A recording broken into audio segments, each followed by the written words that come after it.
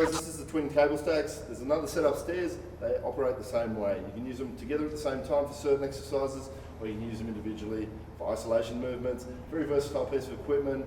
We've got a lot of options here, so we'll go through some of those for you, and we also have the chinning bars as well. So you can adjust it up and down the pulleys to work from lower positions, high positions, or midpoints. First up, we've got the rope attachment here. There's multiple attachments for various uses. We've got a tricep push down here, so we're hitting the back of the arms. Again, isolation movement, just moving through the elbow joint.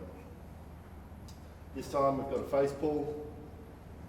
So this is really good for the upper back, rear delts, and even the arms. This is really good for shoulder health overall, guys. It's a good rehab movement. So we work from a high position and pull towards the face. Changing the attachments is easy, simple carabiner. Swap in now for a straight bar.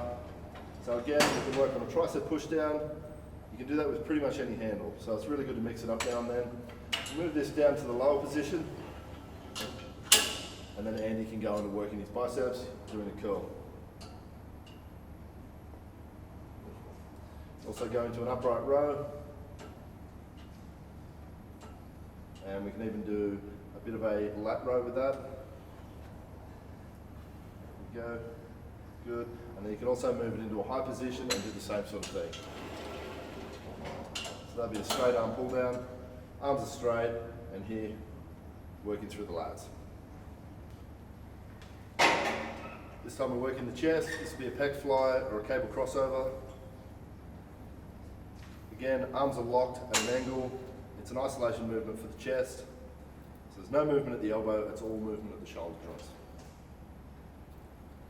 Guys, if you want some more help, come check us out downstairs or hit the link below this video. Let's work one-on-one and we'll chase those goals.